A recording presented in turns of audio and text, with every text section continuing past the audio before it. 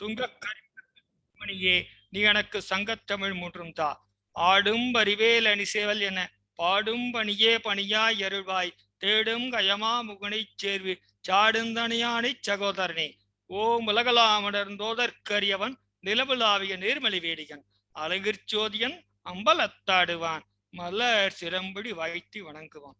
Welcome address by the mister RV Perumal, partner and founder PS academy. அனைவருக்கும் இனிய மாலை வணக்கம். அதாவது நேற்று நைட்டு 9 மணிக்கு மேலதான் இந்த நோட்டிபிகேஷனே வந்துச்சு. உங்களுக்கு எல்லாருக்குமே தெரியும் ஓரளவுக்கு. அப்போ உடனே இம்மிடியட்டா எல்லாம் ரெடி பண்ணி இன்னைக்கு போட்டே ஆகணும். முதல்ல என்னென்ன ரேட்ஸ் சேஞ்சஸ் ஏன்னு கேட்டீங்கன்னா, நிறைய பேர் காரக்கட்டட் பாக்ஸஸ் பிரிண்டிங் இதுல எல்லாம் நைட்டுல இருந்தே தொந்தரவு பண்ணிட்டாங்க. ஸோ நாங்க அதனால விடிய உட்காந்து நம்ம சேது சார் எல்லாம் ரெடி பண்ணிட்டாரு உங்களுக்காக. இன்றைய மீட்டிங்க்கு கன்னியாகுமரியில இருந்து சென்னையில இருந்து அவ்வளவு பேர் வந்திருக்காங்க. அதுக்கும் நன்றி. அதுல குறிப்பா இன்னைக்கு நம்முடைய கேரளா சூப்பர் ஸ்டார் மோகன்லால் மாதிரி வேணு பிரபு சார் வந்திருக்கார். கேரளால இருந்து அவரையும் இந்த நேரத்துல வெல்கம் பண்றேன். அது போக மட்டும் இல்லாம நமது நண்பர்கள் நிறைய பேர் வந்திருக்காங்க. அது பாத்தீங்கன்னா இப்பவே ஒரு 50-60 பேருக்கு வெளியே நிற்கக்கூடிய ஒரு சூழ்நிலை ஆயிடுச்சு. ஏன்னா நம்மளுடைய கெப்பாசிட்டி 100 தான். இருந்தாலும் காலத்தின் ஒரு கருதி எல்லாத்தையும் நான் இந்த நேரத்துல வரவேற்பதில் மிக்க மகிழ்ச்சி அடைகிறேன். அது போக வழக்கம் போல எங்களது அன்பு சகோதரர் திரு LVR வெங்கட்ரமணன் சார் அவரும் வந்திருக்காங்க. இப்போ அதனால இன்றைக்கு பாத்தீங்கன்னா மெயின் பங்கு, முக்கிய பங்கு பூரா அந்த நோட்டிபிகேஷன்ஸ் கிட்டத்தட்ட 6ல இருந்து 12 நோட்டிபிகேஷன்ஸ் 6 நோட்டிபிகேஷன்ஸ் வந்திருக்கு. அதுல ஒரு RCMக்கு வந்திருக்கு, மீதி 3 சர்வீசஸ்க்கு வந்திருக்கு. இந்த மாதிரி நிறைய வந்திருக்கு. இதெல்லாம் பார்க்க போறோம். இது போக நமக்கு இன்கம் டாக்ஸ்ல ஏதாவது சந்தேகம் வந்தாலும் சரி, லேபர் ஆக்ட்ல சந்தேகம் வந்தாலும் சரி, நாங்க அது குறுகிய காலத்துல இடைப்பட்ட காலத்துல கிளியர் பண்ணி தர தயாராக இருக்கும். உங்கள் அனைவரையும் மீண்டும் ஒரு முறை வரவேற்பதில் மிக்க மகிழ்ச்சி அடைகிறேன். Welcome sir. எனக்கு ஸ்கிரீன் ஷேரிங் கொடுத்துருங்க. வெயிட்டிங் ரூம்ல இருக்கவங்க மேக்ஸிமம் அலோவ் பண்ணிருக்கேன். அவரு நான் கொடுத்தாச்சு.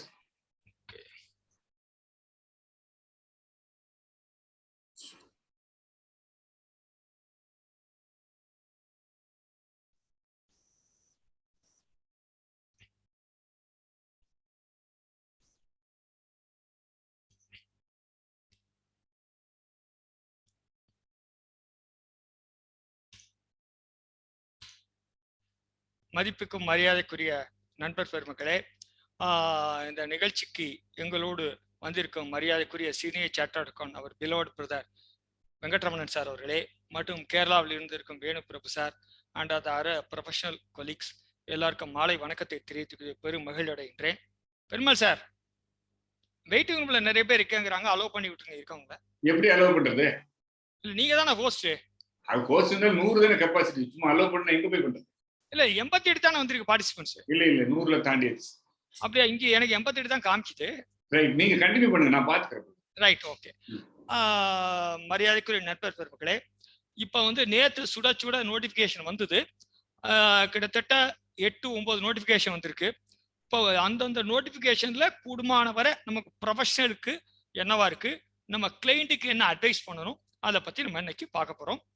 இந்த செஷன் இது யூடியூப்லயே ரெக்கார்ட் ஆகுது. இந்த செஷன் முடிஞ்ச பிறகு டைம் பெர்மிட் பையுமாயின் கொஸ்டின்ஸ் கேட்கலாம். Regarding income tax ஃபெரா Venkatraman sir answer பண்ணுவார். GST ROC நான் பண்ணுவேன். லேபர்ல ISA PF மற்ற மரியாதைக்குரிய பெருமாள் சார் ஆன்சர் பண்ணுவார். முதல்ல நம்ம பார்க்க வேண்டிய notification number 10/2021 central tax rate 39/21. இந்த நோட்டிஃபிகேஷன் வித் எஃபெக்ட் ஃப்ரம் 1/10/21 இன்னையிலேருந்து நோட்டிஃபிகேஷன் எஃபெக்டுக்கு வந்துருச்சு. இந்த நோட்டிஃபிகேஷன் எதுக்காக வந்தது? செக்ஷன் 9(3)க்கு ரிவர்ஸ் சார்ஜ் மெக்கானிசம் சம்பந்தப்பட்டதுக்காக வந்திருக்கு. 9(3) என்ன? ஸ்பெசிஃபைடு பர்சன் மேண்டேட்டரியாக ரிவர்ஸ் சார்ஜ் மெக்கானிசத்தில் பணம் கட்ட வேண்டும். 9(3)ல பார்த்தீங்கன்னா சீரியல் நம்பர் 3 இருந்தது ஆல்ரெடி. இப்போ 3A இன்சர்ட் பண்ணியிருக்காங்க. 3A இன்சர்ட் பண்ணி என்ன சொல்றாங்க? Any unregistered person. Unregistered person யாரு? GST/RC இல்லாதவங்கள்ட்ட GST/RC வச்சிருக்கவங்க இந்த பெப்பர்மெண்ட் ஆயில் ரிலேட்டட் ஐட்டம்ஸ் ஒரு 7-8 டெக்னிக்கல் டீடைல் கொடுத்துருக்காங்க. அந்த ஐட்டம் வாங்கினால் RCM பணம் கட்ட வேண்டும்.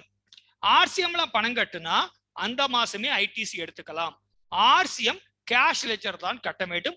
கிரெடிட் லெஜர்ல 1 கோடி இருந்தாலும் நீங்க அதை பண்ண முடியாது. இது பெப்பர்மெண்ட் நிறைய கொடுத்துருக்காங்க. நான் பெப்பர்மெண்ட் சொல்லிட்டேன். இது நீங்க அந்த நோட்டிபிகேஷன் டவுன்லோட் பண்ணி என்னென்ன ப்ராடக்ட் இருக்கு, 5-6 ப்ராடக்ட் இருக்கு. இந்த ப்ராடக்ட் வைஸ் போனோம்னா ரொம்ப நம்ம எக்ஸ்பிளைன் பண்ண முடியும். அதுக்காக சொல்லிட்டேன். சரிங்களா? அடுத்து நம்ம பார்க்குற notification number 11/2021 central tax rated 30/9/2021. இது என்ன சொல்லியிருக்காங்க? எல்லா நோட்டிபிகேஷனும் படிக்கும்போது பழைய நோட்டிபிகேஷன் காப்பி எடுத்து பிரிண்ட் எடுத்து வச்சு சேர்த்து படிக்கணும். அப்பதான் புரியும். அதை படிக்காம இந்த நோட்டிபிகேஷன் எடுத்து படிச்சோம்னா புரியாது. இந்த நோட்டிபிகேஷன் படிக்கும்போது நீங்க நோட்டிபிகேஷன் 39/2017 சென்ட்ரல் டாக்ஸ் ரேட்டட் 18/10/2017 வந்த நோட்டிபிகேஷன் எடுத்து வச்சுட்டு படித்தா தான் புரியும். அப்ப என்ன சொல்லியிருக்காங்க அந்த நோட்டிபிகேஷன்ல? 2% வரி, food preparation with put up container, அது ஒரு கவர்மெண்ட் ஒரு வீக்கர் செக்ஷனுக்காக நம்ம கொடுக்கக்கூடியது. இதுக்கு ஸ்டேட்டா இருந்தா 5 மாசம், சென்ட்ரல் யார் அப்ரூவல் கொடுக்கணும்னு சொல்லி இருக்கு. அதுல ஏற்கனவே food preparation with put up container இருந்ததை இப்ப வேர்டை சப்ஸ்டிட் பண்ணிருக்காங்க, குட்ஸ்ன்னு பண்ணிருக்காங்க. ஃபுட்டு மட்டும் இல்லாம எல்லா குட்ஸுக்கும் அந்த நோட்டிபிகேஷன் பொருந்துக்கிற மாதிரி கொண்டு வந்திருக்காங்க. இது பெரும்பாலும் யாரும் பார்க்கறது இல்லை. இருந்தாலும் as a professional we have to know. அடுத்தது நோட்டிபிகேஷன் 12/2021 சென்ட்ரல் டாக்ஸ் ரேட். இந்த கொடுத்த நோட்டிபிகேஷன் கண்டிஷனல் நோட்டிபிகேஷன் 31/12/2021 வரை தான் நோட்டிபிகேஷன் பொருந்தும். ஃப்ரம் 1/10/2021 இருந்து 31/12/2021 பொருந்தும். 1/1/2022 இந்த நோட்டிபிகேஷன் பொருந்தாது. ரொம்ப முக்கியம். அதுல கண்டிஷன் சொல்லியிருக்காங்க. இதுல என்ன சொல்லியிருக்காங்கன்னா, இது பூரா நம்ம அந்த கோவிட் ரிலேட்டட் சம்பந்த மெடிசன் டோக்லிசம்ங்கிறதுக்கு வரி கிடையாது. 1/1/2022 இருந்து உண்டு என்ன வரியோ. ஆனா அப்ராப்ரியேஷன் பி கிடையாது.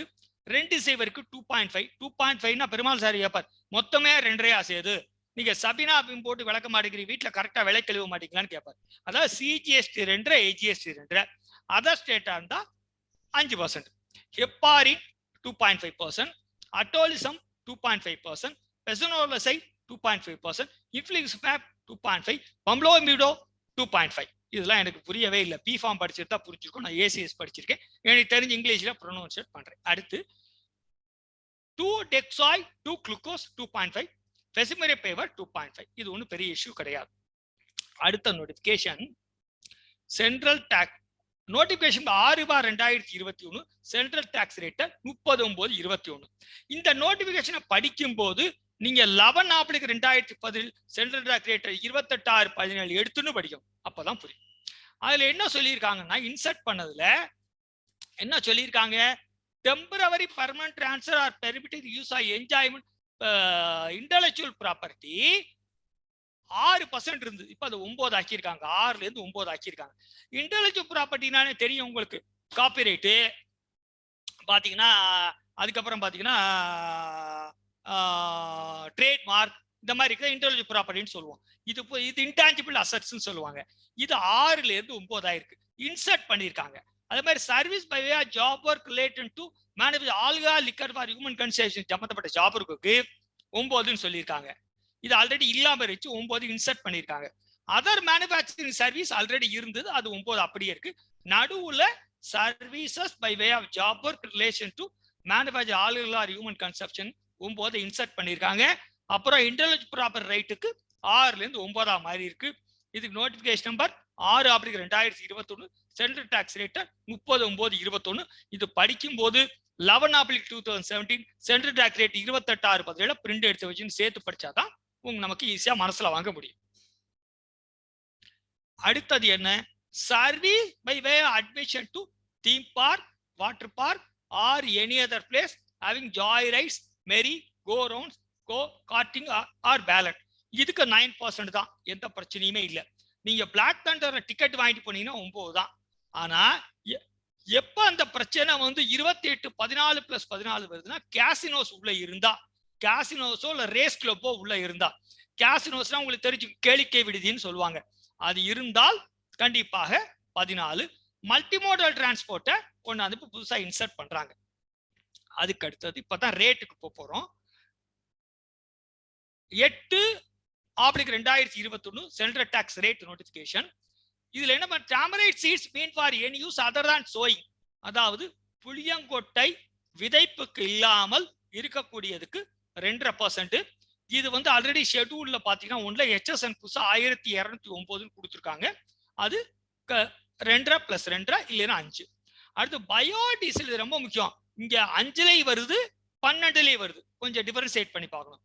Biodiesel supply to oil marketing companies for blending with high speed diesel HSN 3826 2.5. பயோடீசல oil market கம்பெனிக்கு டீசல் தயார் பண்ணுறா பிளெண்டிங் பர்பஸ் கொடுத்தா தான் 2.5. அப்படி இல்லாம வேற எதுக்காச்சும் பிளெண்டிங் கொடுத்தால் 6 + 6 12. அடுத்து retrofitment kits for vehicle use by disable person use பண்ணாங்கன்னா 2 + 2. இது 3 தான் ஷெட்யூல் 1ல வந்தது ரேட் இன்க்ரீஸ். ஷெட்யூல் 2ல 6% என்ன பயோடீசல் ஏற்கனவே சொன்னேன், oil marketing company with blending, இது அதர் தான் bio diesel supply to oil marketing company வந்து 6 + 6. ரொம்ப முக்கியம், பெருமாள் சார் ரொம்ப பிடிச்சது solar renewal energy and parts thereof. ஏற்கனவே 5 12 குழப்பம் பெருச்சு, இப்ப கிளீனா 12 சொல்லிட்டாங்க. அதுல ஒரு சின்ன இருக்கு, 70% ஆஃப் தி டாக்ஸபிள் வேல்யூன்னு சொல்லியிருக்காங்க. அப்ப 70% 70-30 ரேஷியோ ரொம்ப முக்கியம். அதே மாதிரி பயோ கேஸ் பிளான்ட்டுக்கும் இதே தான், 12 70% டாக்ஸபிள் எடுத்துக்கலாம். அதுக்கப்புறம் பாத்தீங்கன்னாக்கி solar power based device 12, solar power generator 12, windmill wind operator electricity generator 12, waste to energy plant devices 12, solar lantern 12, solar lamp 12, ocean waste tidal wave energy device plant 12, photovoltaic cell 12. இதுக்கு ரொம்ப condition 70% taxable supply, அது ரொம்ப முக்கியம். கிளீனா condition சொல்லிட்டாங்க. அதுக்கப்புறம் ரொம்ப முக்கியம் ஷெட்யூல் 3. இதுல தான் ரொம்ப பேர் வந்து நம்ம நண்பர்கள் ரொம்ப வருத்தப்படுறது. ஷெட்யூல் 3 9% ஆயிருக்கு. ஆல் ஓர்ஸ் அது நிறைய கொடுத்துருக்காங்க, ஆல் ஓர் போட்டேன். தாதுக்கள் சம்பந்தப்பட்ட ஏதா இருந்தாலும் 6ல இருந்து 9 ஆயிடுச்சு. அது வந்து நிக்கலா இருக்கலாம், ஸ்டீலா இருக்கலாம், எல்லாமே 9 தான்.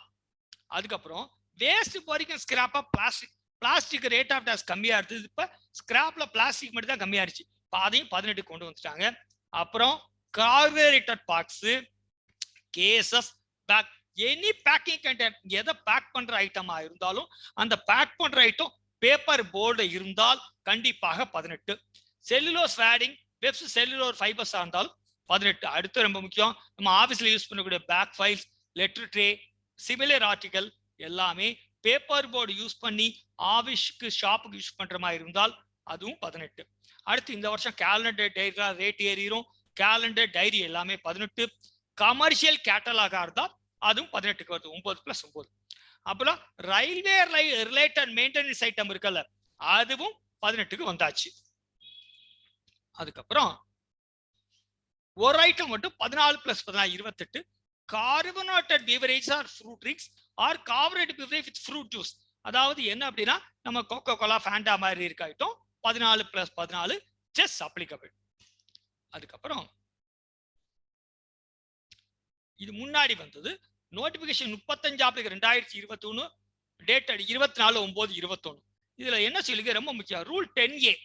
ரூல் 10A என்ன சொல்லியிருக்காங்க அப்படின்னா அமெண்ட் பண்றாங்க. ரூல் 10A என்ன சொல்லுது, பேங்க் டீடைல் ஃபில் பண்றத பத்தி சொல்லுது. பேங்க் டீடைல் என்ன, நீங்க ஜிஎஸ்டிஆர்சி புதுசா எடுக்கிறீங்கன்னா முன்னாடி காலத்துல தான் பேங்க் காலம் மேண்டேட், இப்போ அப்ளிகேஷன்ல பேங்க் காலம் கேட்கறது இல்லை. நீங்க ஜிஎஸ்டிஆர்சி அப்ளை பண்ணிடுறீங்க.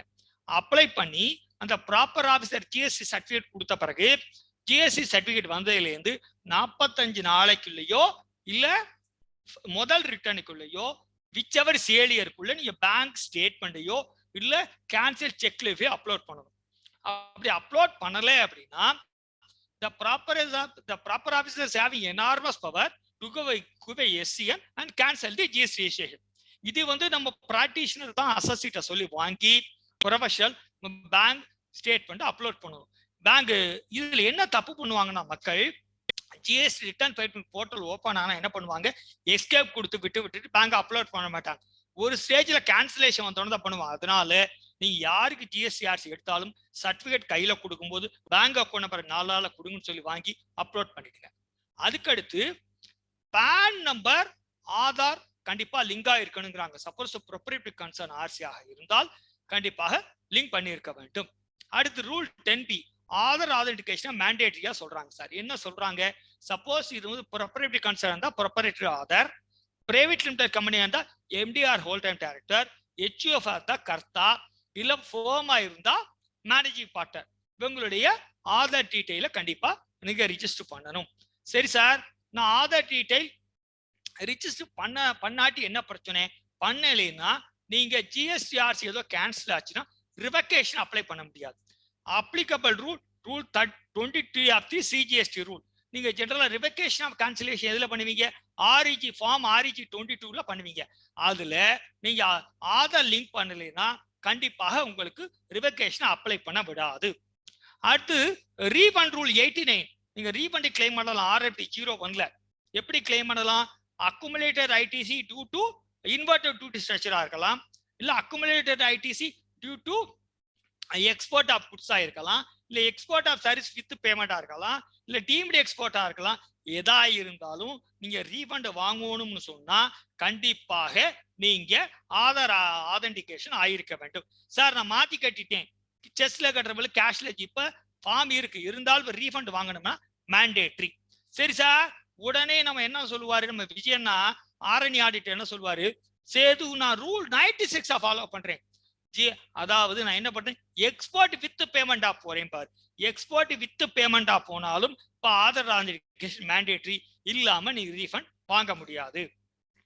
சரி சார், உடனே நம்ம நீலகண்டன் கேட்கிறாரு, சார் எனக்கு பேன் நம்பரும் ஆதார் நம்பரும் மேட்ச் ஆகல, நான் எப்படி சார் ஆதார் ஆதென்டிகேஷன் பண்ணுவேன்? பரவாயில்லை நீலகண்டன் சார், உங்களுக்காக என்ன சொல்லியிருக்காங்கன்னா ஆதாரும் பேனும் லிங்க் ஆகலைன்னா கவலைப்பட வேண்டாம். உங்க ஊர்ல இருக்க பாண்டிச்சேரி மனக்குழுவினரை வேண்டிட்டு நீங்க ஆதார் அப்ளை பண்ண ஆதார் என்ரோல்மெண்ட் ஸ்லிப்பை நீங்க ஸ்கேன் பண்ணி அப்லோட் பண்ணீங்கன்னா உங்க ப்ராப்பர் ஆபீசர் அப்ரூவ் பண்ணி விட்டுருவாரு. This is equal to Aadhaar authentication. சரி சார், ஆதார் என்ரோல்மெண்ட் ஸ்லிப் இல்ல, அப்ப பேங்க் பாஸ்புக் வித் போட்டோ நீங்க ஸ்கேன் பண்ணி அப்லோட் பண்ணலாம். அப்படி இல்லைன்னா ஓட்டர் ஐடி அப்லோட் பண்ணலாம், அப்படி இல்லைன்னா டிரைவிங் லைசன்ஸ் அப்லோட் பண்ணலாம், அப்படி இல்லைன்னா பாஸ்போர்ட் அப்லோட் பண்ணலாம். இது பண்ணீங்கன்னா ஆதார் ஆதென்டிகேஷன் ஈக்குவல் ஆயிரும். ஆனா நம்ம ஆதார் பண்ணோம்னா ஆட்டோமேட்டிக் அப்ரூவல். இந்த மாதிரி டாக்குமெண்ட் ஸ்கேன் பண்ணி அனுப்பிச்சோம்னா the proper officer to approve. Same நோட்டிபிகேஷன்ல ரூல் 45 பத்தி பேசுறாங்க. ரூல்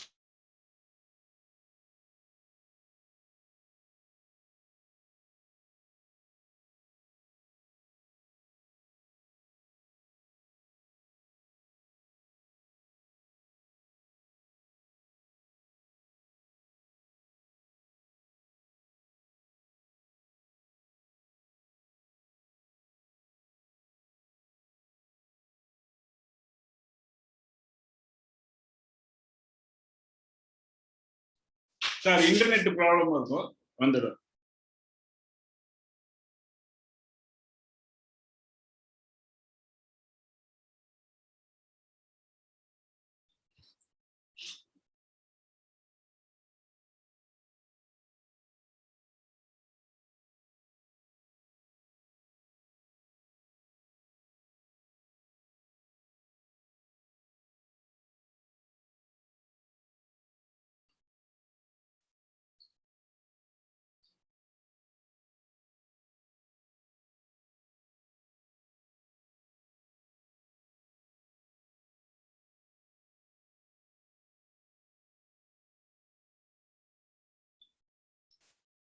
எல்விஆர் சார் நீங்க கண்டினியூ பண்ணுங்க, நான் அவரை ஃபாலோ பண்ணிக்கிறேன்.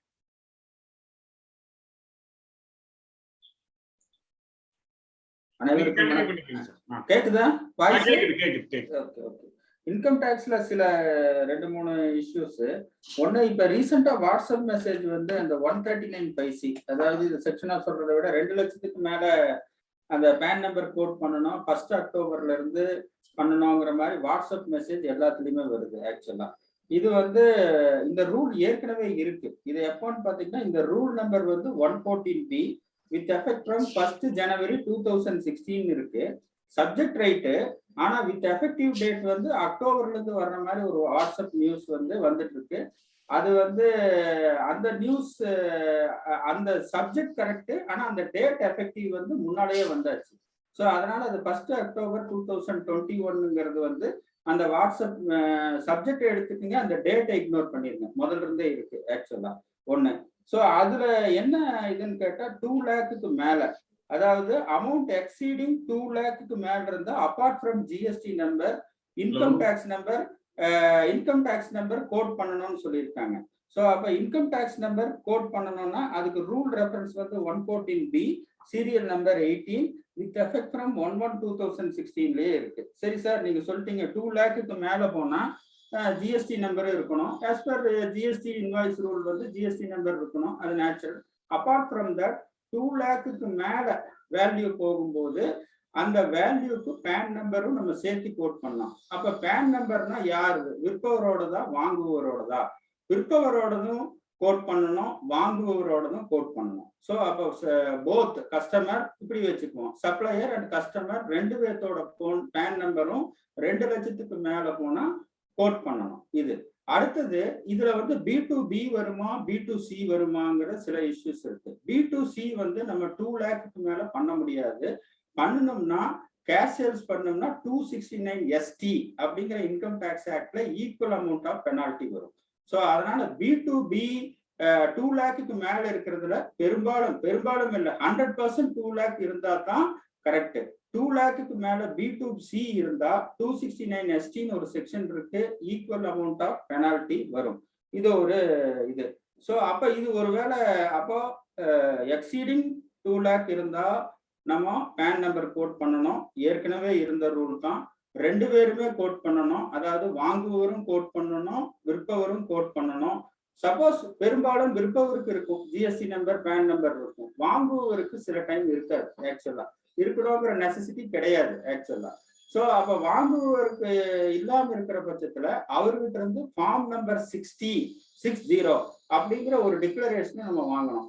வாங்கிட்டு தான் அந்த டிரான்சாக்சனை பண்ணணும். அப்ப ஃபார்ம் நம்பர் 60 என்ன சொல்லுதுன்னா, சரி சார் பேன் நம்பர் இல்ல, அதுல வந்து இவரோட ஐடென்டி, அட்லீஸ்ட் இவரோட ஐடென்டிட்டி, ஐ மீன் ஆதார் கார்டு, பேங்க் பாஸ்புக்கு, அந்த மாதிரி வேற சில விஷயங்கள் ஏதாவது இருந்தா அந்த ஐடென்டி வாங்கிட்டு ஃபார்ம் 60யோட அட்டாச் பண்ணிட்டு அந்த டிரான்சாக்சனை பேன் நம்பர் இல்லாதப்ப பண்ணலாம்னு சொல்லி அந்த செக்ஷன் சொல்லுது.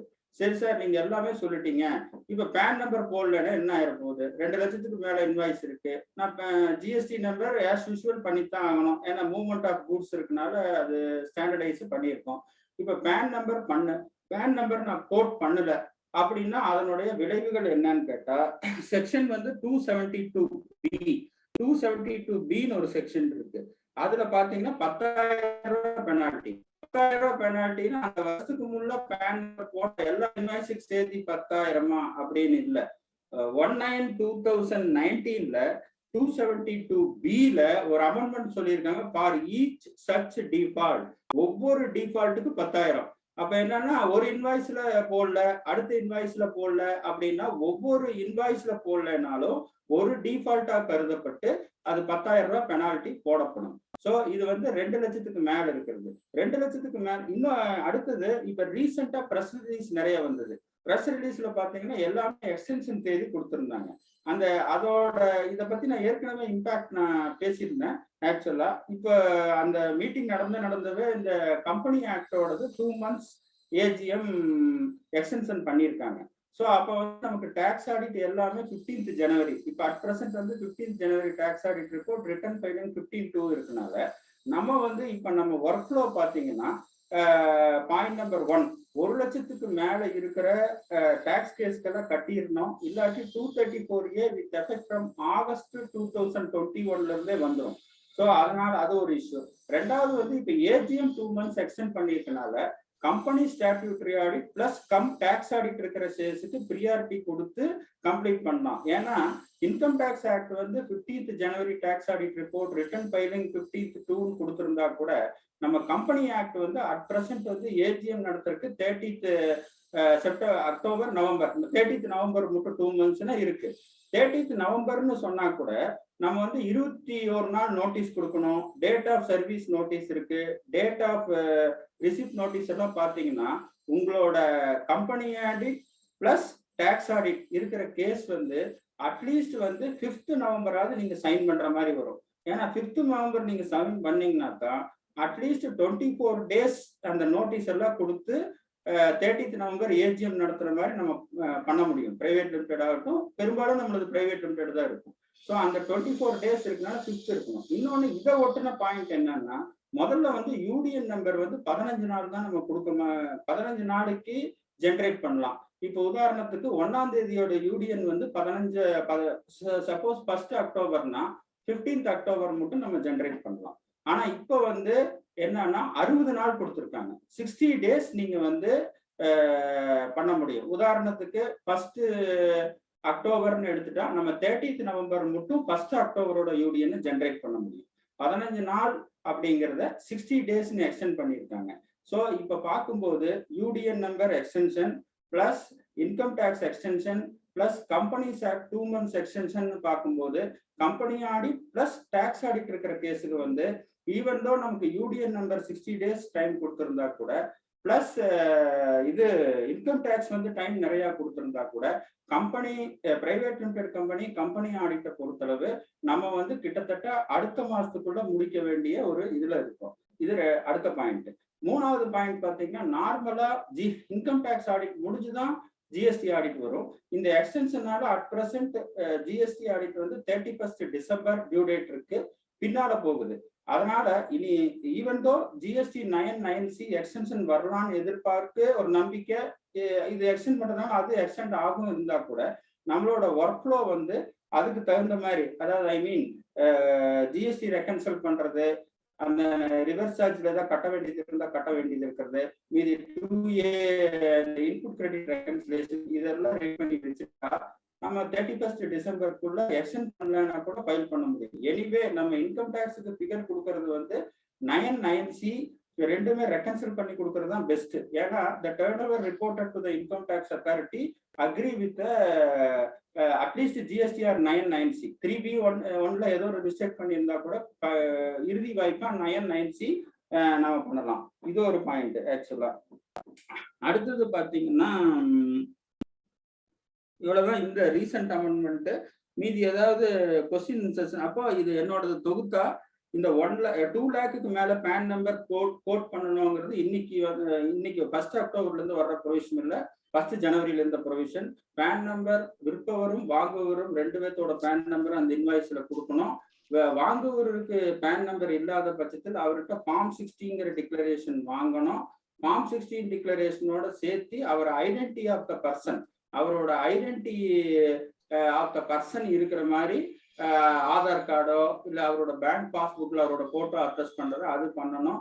சப்போஸ் பேன் நம்பர் கோட் பண்ணலன்னா, ஒரு இன்வாய்ஸ்ல கோட் பண்ணலன்னா ஒவ்வொரு இன்வாய்ஸும் ஒரு அஃபென்ஸா கருதப்பட்டு 10,000 ரூபாய் பெனால்ட்டி ஒரு இன்சிடென்ட்டுக்கு வரும். இதுதான் வந்து இப்ப வந்திருக்கிற ரீசெண்டான இன்கம் டேக்ஸ் உடைய மாறுதல்கள். அதை ஒட்டி இன்னும் பெரும்பாலான பேர் கேட்கிற கொஸ்டின் 19-20 வந்து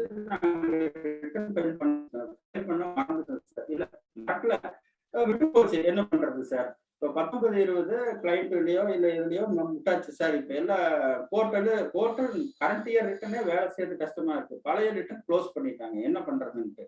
ஸோ இப்போ financial year 19-20 income tax return file பண்ணலன்னா நமக்கு என்ன இது இருக்கு? ஆக்சுவலா போர்ட்டல்ல நம்ம உள்ள போய் நார்மலா நம்ம அந்த ஃபீல்டெல்லாம் ஃபில்அப் பண்ணி ஃபைல் பண்ண முடியாது.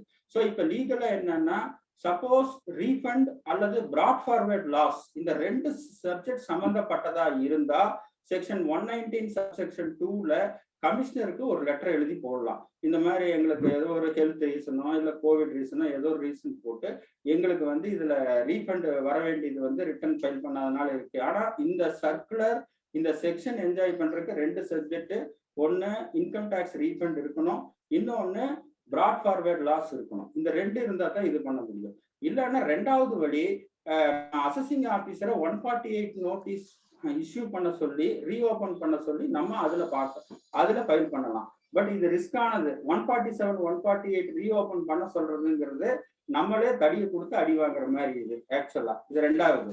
3வது வந்து பிராக்டிக்கலா என்ன பண்ணலாம்னா, ஏதாவது டாக்ஸ் லைபிலிட்டி வந்தா கட்டி நம்ம அதுக்குண்டான செல்ஃப் அசஸ்மெண்ட் கட்டி ஆடிட் ரிப்போர்ட் ஏதாவது வாங்கணும்னா வாங்கி, இல்லை நான் டாக்ஸ் ஆடிட் கேஸ் இருந்தால் டாக்ஸ் ஒர்க்கிங் போட்டு டாக்ஸை கட்டி நம்ம ஃபைலில் வச்சுட்டோம்னா நாளைக்கு அது ஒருவேளை ஐடில இருந்து நோட்டீஸ் வர்றப்ப கூட அவங்க இன்டிமேட் பண்றதுக்கு முன்னால் நம்ம பண்ணலாம். நம்ம ரிட்டர்ன் ஃபைல் பண்றதுக்கு உண்டான என்ன பெனால்ட்டி இருக்கோ அது மட்டும்தான் இது பண்ணலாம். ஸோ இப்ப பழைய 2019-20 இயரை பொறுத்தளவு மீதி 192 ரீஃபண்ட் அண்ட் லாஸ் அது 2 கொடுத்துருக்காங்க.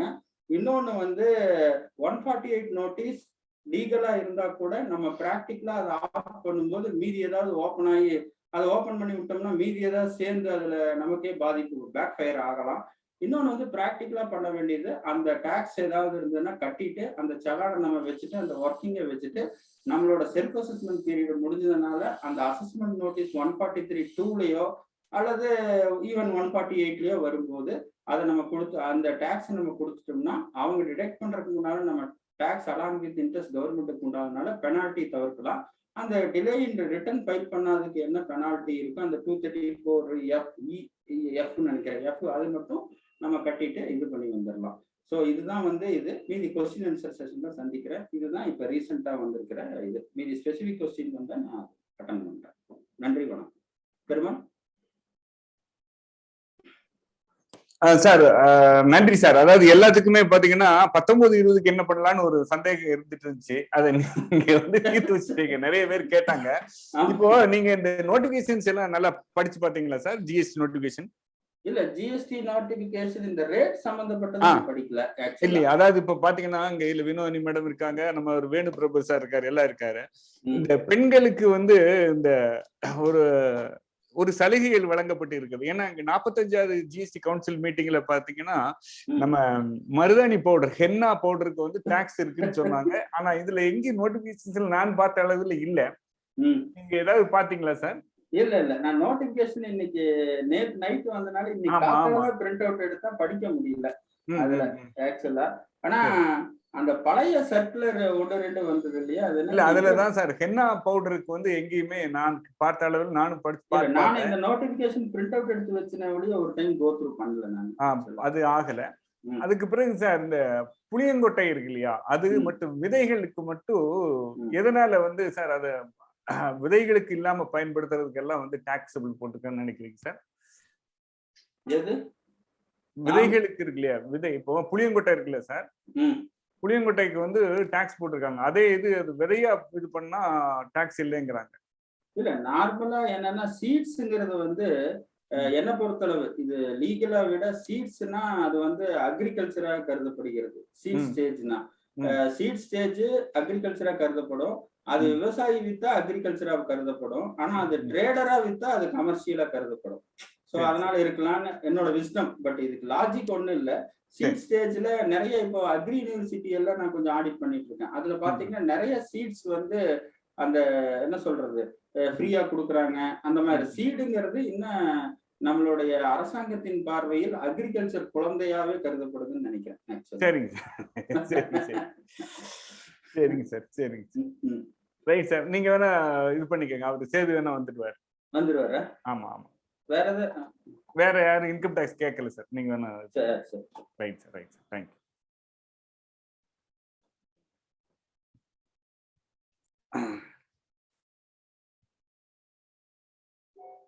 சார். இப்போ இந்த பிளாஸ்டிக் உடைய ஸ்கிராப்புக்கும் வந்து நிறைய வந்து டாக்ஸஸ் வந்து ஏத்தி இருக்காங்க. பிளாஸ்டிக் வெங்கட்ராமன் சார், பிளாஸ்டிக்கு வந்து ரேட் ஆஃப் டாக்ஸஸ் ஸ்கிராப்பை மட்டும் அதுக்கு மட்டும் ஏத்துறதுக்கு என்ன ஒரு காரணம்னு நினைக்கிறீங்க?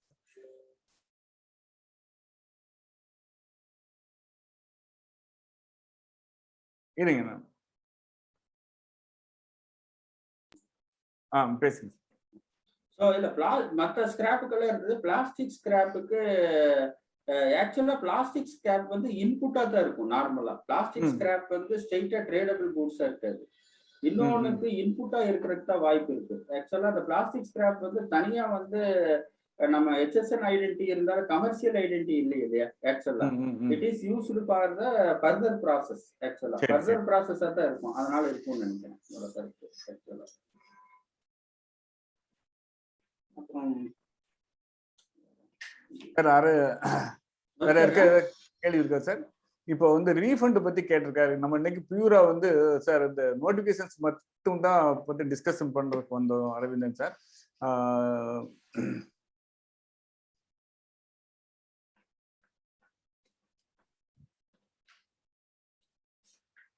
சார் அப்போ இந்த காரக்கட்டட் பாக்ஸஸும் பிரிண்டிங் ப்ரெஸ்ஸும் வந்து பார்த்தீங்கன்னா ப்ரெஸ்ஸில் வேலை செய்கிறது அது பிரிண்டிங் சார்ஜஸ் எல்லாமே 1/10/2021 அதாவது இன்னையிலேருந்து அதோடைய ஜிஎஸ்டி ரேட் வந்து வித் சம் கண்டிஷன்ஸோட ரேட்லாம் வந்து இது பண்ணிருக்காங்க, ஹைக் பண்ணிருக்காங்க.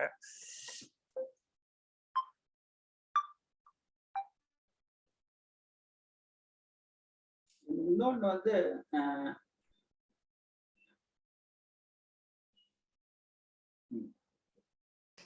இந்த ஒரு ஜிஎஸ்டில இன்டர்மீடியரி சர்வீஸ்னு சொல்லி ஒரு 1 வீக் 10 டேஸ் நோட்டிபிகேஷன் நம்பர் 159 அந்த 3 சர்க்குலர் வந்தது. அதுல 159 நினைக்கிறேன். 159 ஆமா. அந்த இன்டர்மீடியரி சர்வீஸ்ல என்ன அதுல சில இஷ்யூஸ் இருந்தது. அது என்னோட பிராக்டிக்கல் எக்ஸ்பீரியன்ஸ் நான் ஷேர் பண்றேன். ஆக்சுவலா அதோடைய சாராம்சம் அந்த சர்க்குலர் இல்ல, பட் அதை வச்சு நான் ஒர்க் பண்ணதுல என்னோட அனுபவம் ஆக்சுவலா அதை நான் ஷேர் பண்றேன். இன்டர்மீடியரி சர்வீஸ்க்கும் எக்ஸ்போர்ட் ஆஃப் சர்வீஸ்க்கும் ஒரு கான்ஃபிளிக்ட் இருந்துட்டே இருக்கு ஜிஎஸ்டில. ஏன்னா இந்த மதில் மேல் பூனை நடக்கிற மாதிரி இது அந்த பக்கம் போச்சுன்னா எக்ஸ்போர்ட் ஆஃப் சர்வீஸ், இந்த பக்கம் போனா இன்டர்மீடியரி சர்வீஸ். அந்த சர்க்குலர் வந்து 159 வந்து என்ன சொன்னாங்கன்னா, இன்டர்மீடியரி சர்வீஸ் அப்படின்னா 3 பார்ட்டி இருக்கணும், மினிமம் 3 பார்ட்டி இருக்கணும். ரெண்டாவது வந்து 2 சப்ளை இருக்கணும். ஒண்ணு வந்து பிரைமரி சப்ளைன்னு வச்சுக்குவோம், இன்னொன்னு இன்சிடென்டல் சப்ளைன்னு வச்சுக்குவோம்.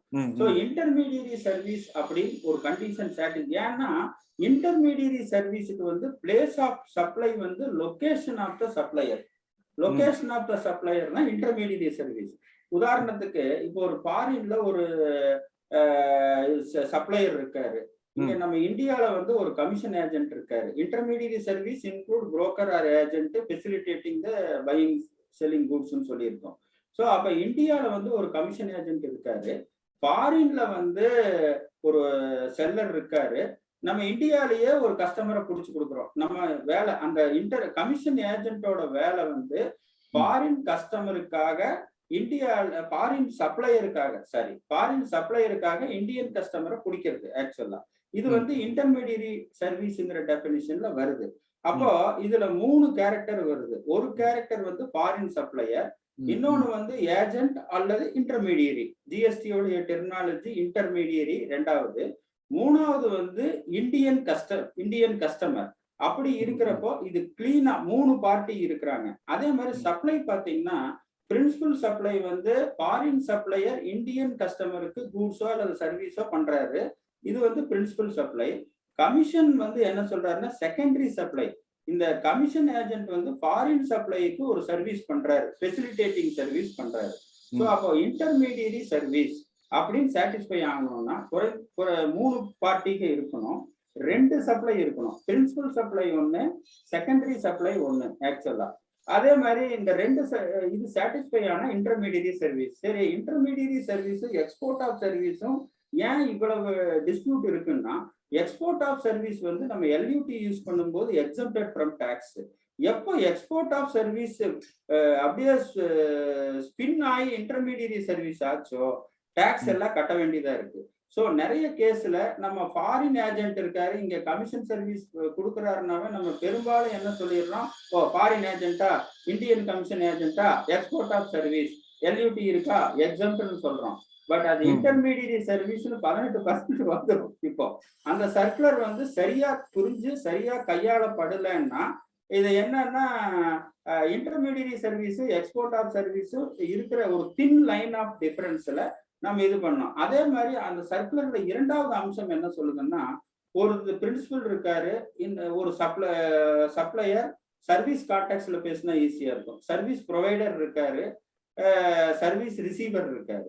சர்வீஸ் ரிசீவர் இருக்கும்போது சர்வீஸ் ப்ரொவைடர் தான் செய்ய வேண்டிய ஒர்க்கை இன்னொருக்கு சப்கான்ட்ராக்ட் மாதிரி கொடுத்தாருன்னா அது வந்து இன்டர்மீடியரி சர்வீஸ் இல்லைன்னு சொல்லுது. அதாவது உதாரணத்துக்கு இப்போ நான் ஆடிட் தொழில இருக்கேன், ஒருத்தர் இருக்காருன்னா அவருக்கு வந்து எனக்கு கிளையண்ட்டை வந்து நீங்க லிங்க் பண்ணி கொடுத்தாருன்னா அவர் வந்து எனக்கு கிளையண்ட் ரெஃபர் பண்றாருன்னு வச்சுக்கோங்க. அவர் வந்து இன்டர்மீடியரி, எனக்கு ஃபெசிலிட்டேட்டிங். சப்போஸ் நான் ஒரு ஆடிட் பண்ணணும் ஒரு இடத்துக்கு போய், சார் 2 நாள் என்னால வர முடியல, வேற ஏதோ வேலை இருக்கு, நீங்க போய் அந்த வேலையை பார்த்துட்டு வாங்கன்னா, எப்போ ஒரு பிரின்சிபல் ஒரு சப்ளையர் தான் செய்ய வேண்டிய வேலையை இன்னொருத்தருக்கு அவுட் சோர்ஸ் பண்றாரோ அது வந்து இன்டர்மீடியரி சர்வீஸ் இல்ல அப்படின்னு சொல்லுது. ஏன்னா இதுல வந்து பிரின்சிபல் சப்ளையவே அவுட் சோர்ஸ் பண்றாரு, அவருனால பண்ண முடியல. இன்னொன்னு அதுக்குதான் தெளிவான உதாரணம், நான் இருக்க service provider, audit service provider இருக்காரு, கிளையண்ட் வந்து சர்வீஸ் ரிசீவர், நடுவில் ஒருத்தர் வந்து எனக்கு ரெஃபர் பண்ணாருன்னா அவர் இன்டர்மீடியரி. அதுக்கு பதிலா அவருக்கு ஆடிட் போய் பண்ணணும், அதுக்கு பதிலா நான் என்ன சொல்றேன், என்னால ஒரு 2 நாள் வர முடியல, எனக்காக நீங்க போய் கொஞ்சம் மேனேஜ் பண்ணுங்கன்னு சொல்றேன்னா அவரு வந்து இன்டர்மீடியரி கிடையாது. ஏன்னா என்னோட ஒர்க்கை அவுட் சோர்ஸ் பண்ணுன்னா இன்டர்மீடியரி கிடையாது. இதே மாதிரி இன்னொன்னு நான் சந்திச்ச அனதர் ஒரு ஜிஎஸ்டி இஷ்யூ ஷேர் பண்றேன். ஒரே நிமிஷம் சார், வினோதினி மேடம் ஏதோ கேக்குறாங்க. கேளுங்க மேடம், ஷார்ட்டா முடிச்சுக்கோங்க, கேளுங்கம்மா. சார், இன்னைக்கு ரிட்டர்ன் ஃபைல் பண்ணும்போது பாத்தீங்கன்னா 139(1)ல போடாம டிலேட் ரிட்டர்ன்ல போட்டு பண்ற மாதிரி வருது sir. Actually time extended up to 31st December தானே சார்? 31st டிசம்பர் நான் டாக்ஸ் ஆடிட்டுக்கு. சில டைம் நோட்டிபிகேஷன் போர்ட்டல் ஒன்னா போகும், பல டைம் நோட்டிபிகேஷன் போர்ட்டல் ஒன்னா போகாது. கொஞ்சம் வெயிட் பண்ணுவோம், 1 நாள் 2 நாள் பல டைம். இப்ப நீங்க சொல்லிருந்தீங்களா சார், இந்த கேஸ் பாத்தீங்கன்னாக்கா உங்களுக்கு மெர்ச்சன்ட் எக்ஸ்போர்ட் மாதிரி வரும் இல்லைங்களா? இப்ப அந்த கமிஷனுக்கு மட்டும் 18% சார்ஜ் பண்ணலாமா, இல்ல இந்த டிரான்சாக்ஷன்ஸ்க்கு 18%? இல்ல, டிரான்சாக்ஷன் வந்து அதான் சொன்னேன், பிரின்சிபல் சப்ளைங்கிறது ஃபாரின்ல இருந்து இங்க இது பண்றாரு ஆக்சுவலா.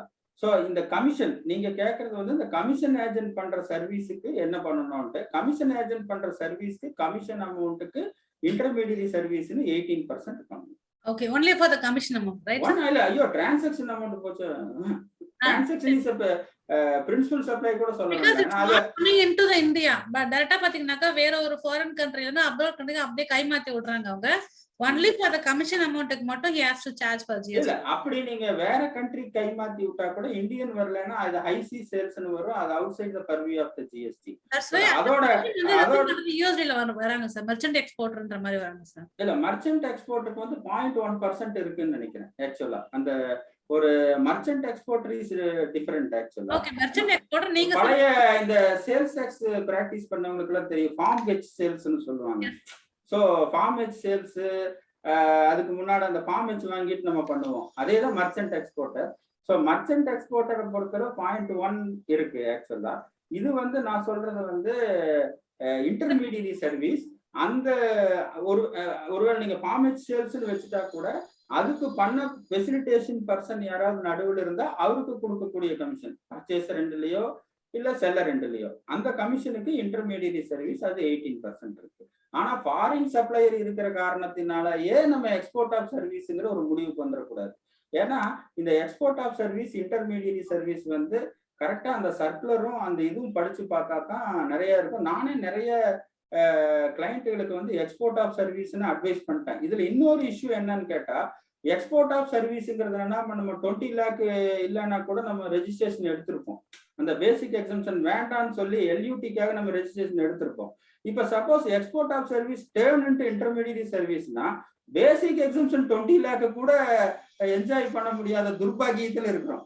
புரிஞ்சது இல்லையா? இது ஒரு ஆக்சுவலா எங்க ஆபீஸ்லயே நடந்தது. அவர் கமிஷன் ஏஜென்ட் ஃபாரின் சப்ளையருக்காக பண்ணியிருக்காரு. இப்ப இந்த கிளாரிபிகேஷனை வச்சு பார்க்கும்போது இன்டர்மீடியரி சர்வீஸ்னு வருது. அவருக்கு நான் ஆரம்பத்துல என்ன சஜஸ்ட் பண்ணா, it is export of service. நீங்க எக்ஸ்போர்ட் ஆஃப் சர்வீஸ்னா வித்தவுட் ஐஜிஎஸ்டினா எல்யூடி எடுக்கணும். எல்யூடி எடுக்கும்போது நேச்சுரலா ஜிஎஸ்டி ரெஜிஸ்ட்ரேஷன் நீங்க எடுத்தா தான் எல்யூடி எடுக்க முடியும்னு சஜஸ்ட் பண்ணியாச்சு. இப்ப export of service turn to be intermediary சர்வீஸ்னா, இப்ப நான் எல்யூடி பர்பஸ்க்காக ரெஜிஸ்ட்ரேஷன் எடுத்தது அந்த 20 lakh கூட அவருக்கு எக்ஸம்ஷன் என்ஜாய் பண்ண முடியாத மாதிரி 3.6 lakhs வருது. என்ன பண்ண முடியுது?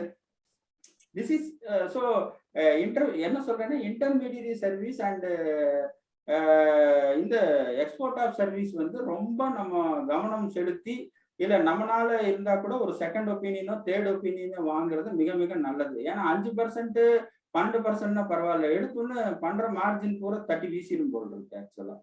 ஸோ அதனால அது ரொம்ப கேர்ஃபுல்லா இருக்கணுங்கிறது என்னோட இப்ப ரீசெண்டான அந்த ஜிஎஸ்டி எக்ஸ்பீரியன்ஸ். ஸோ அதனால அவருக்கு அந்த 20 lakh எக்ஸ்பீரியன்ஸ் என்னால் கொடுக்க முடியல. இப்போ என்ன பண்றதுன்னு தெரியாம உட்கார்ந்துருக்கிறேன். ஸோ அது கிளாரிபிகேஷன் வந்திருக்கு. மேபி பெனால்ட்டி போட வேண்டாம்னு சொல்லலாம், பட் டாக்ஸ் இன்ட்ரெஸ்ட் நம்ம என்ன பண்ண முடியும்?